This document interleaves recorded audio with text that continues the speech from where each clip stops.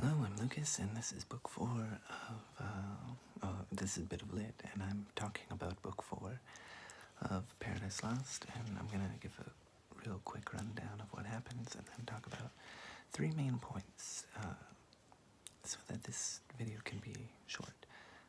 So what happens is Satan sort of finds the Garden of Eden, and you see this anger and disappointment and frustration and envy come out of him, and he starts questioning himself. And he leaps over, disguising himself, and as a lion, as a tiger, as a cramorant when he perches on top of the tree of life and tree of knowledge. And he learns from Adam and Eve, who he finally sees and we're introduced to, that they have exactly one job, which is to not have anything to do with that tree, essentially, because they need to not, so that they can stay obedient. It's better explained in the thing, but it's their one job. If they do that, then they're obedient, they're doing everything, they're doing their work and all that stuff, and everything's great. Uriel, the angel from before that Satan tricked, she comes for the angel Gabriel, who is this sort of rock star, diamond-studded, gold-plated angel guardian of Eden to protect the inhabitants. And she says, look, there's trouble brewing. You should be on the lookout. And he sends some of his angels to, under his command, to go find him. And they do. They find Satan. He's acting as a toad, whispering into Eve's ear. And they have like this interrogation scene about what he's doing, why he's doing it, and what's going on. And Satan tries to get away from it, but Gabriel knows he's a liar. And anyway, Satan ends up leaving. Now, in this chapter, in this book, I think thus far it is one of the most engaging, intelligent, sort of touching books so far. I don't remember the next 8 very well, but it's my favorite one so far, because we've seen a lot of the pomp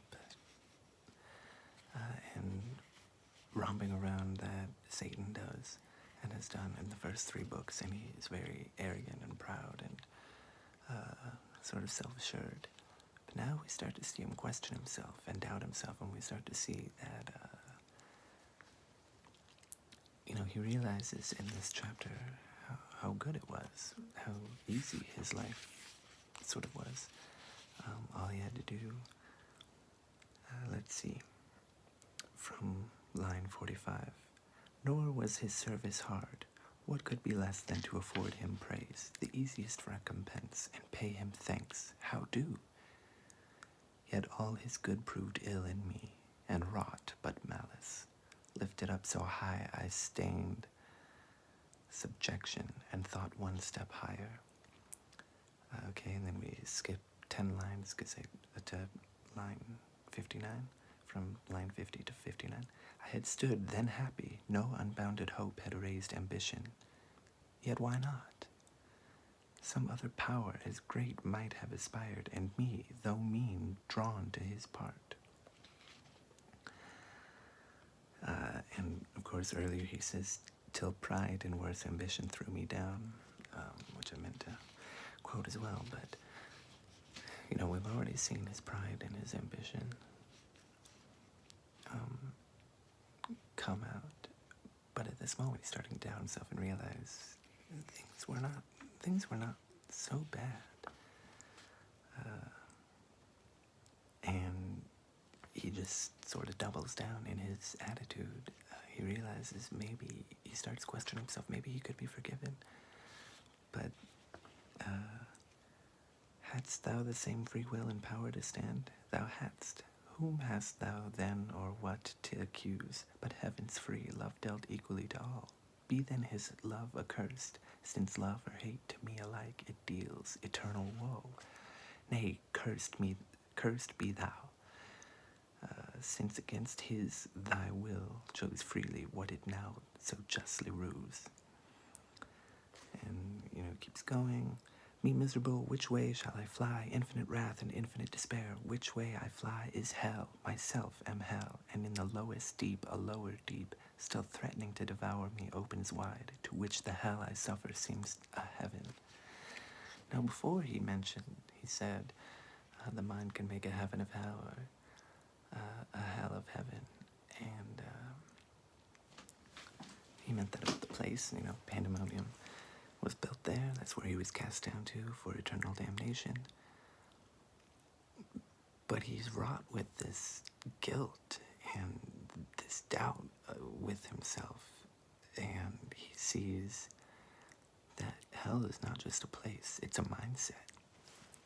And with the way that he acts, right, when he says, nay, cursed be thou, talking about himself, it's his mindset. He like I said, he doubles down a little bit later. And it's not so much that he, cast away God and didn't thank him. It's that he won't even ask for forgiveness. That is what leads him to his fate. And I can't find the part where there's another quick moment. Let's regret, but definitely, yeah.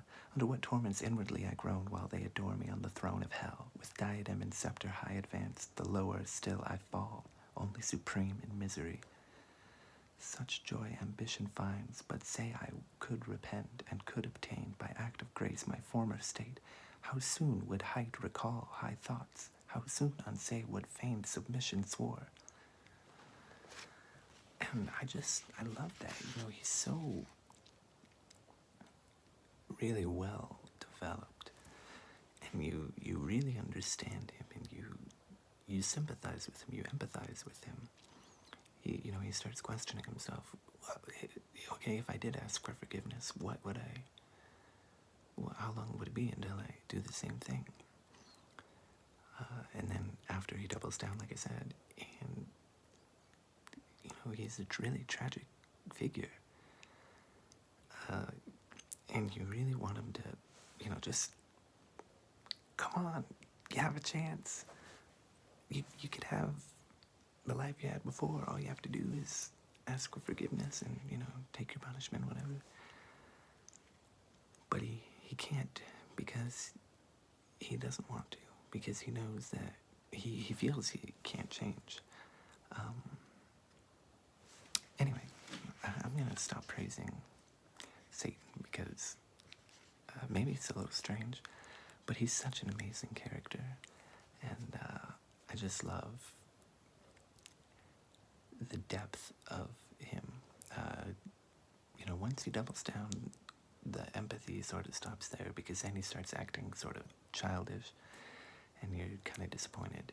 But, up to the point where he decides, I'm going to delight in my evil.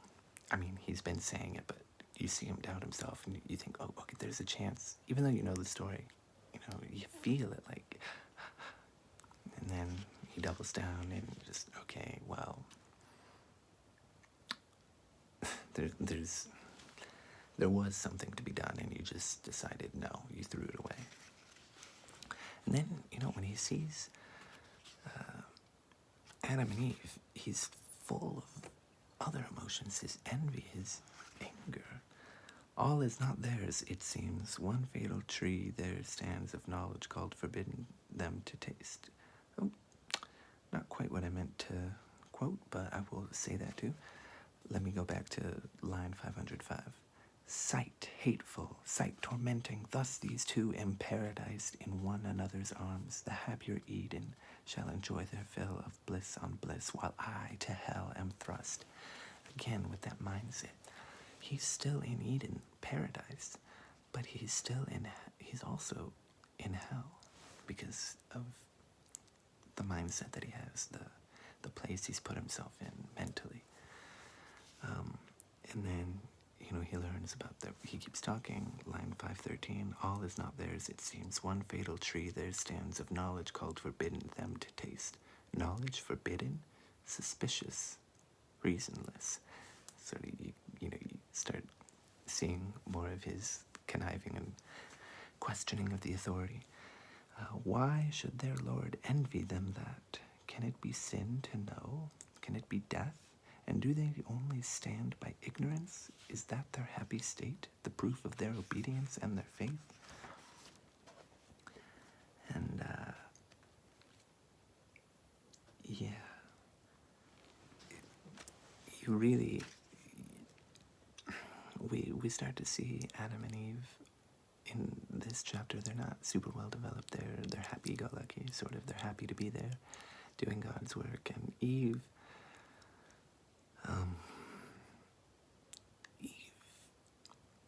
Eve is not the best portrayal of a woman, but anyway, we just have to forget that, I suppose. But later, we're going to skip around. I just want to talk about 3 points, and this is going on a little bit longer than I meant to. After he's been caught talking to Eve and all them by, what were those angels called? Ithuriel and Zephon. And they're talking to Gabriel, I believe.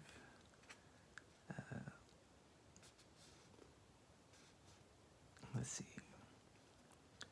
To whom, line 834, to whom thus Zephon, answering scorn with scorn, think not, revolted spirit, thy shape the same, or undiminished brightness, to be known, as when thou stoodest in heaven upright and pure, that glory then, when thou no more wast good, departed from thee, and thou resemblest now thy sin and place of doom, obscure and foul. But come, for thou, be sure, shalt give account to him who sent us, whose charge is to keep this place inviolable, and these from harm. So spoke the cherub. Abashed the devil stood, and felt how awful goodness is, and saw virtue in her shape, how lovely, saw and pined his loss, but chiefly to find here observed his lustre visibly impaired, yet seemed undaunted. If I must contend, said he, best with the best, the sender, not the sent, or all at once, more glory will be won, or less be lost. Anyway, I guess I didn't need to read that last little bit to make my point. Again, everyone sees it. Zephon sees it in Satan, that, he has done this to himself. He acted with his own ambition, but because of his ambition, he refuses to be subservient, even though he recognizes it's easy. It's a simple life, and it's God does sort of deserve the worship and praise and all that stuff, but he can't allow himself to forgive, he can't allow himself to ask for forgiveness, because that would be another form of subservience, and it is just a terrible, fatal flaw for him. And I think it's beautiful. I think it's wonderfully crafted, and there's other amazing parts to talk about this book, but I'm gonna stop talking. It's been great to go through this. I will try to get to book 5. The video up, at least. I have read it. Try to get the book video up tomorrow. Thank you. Goodbye.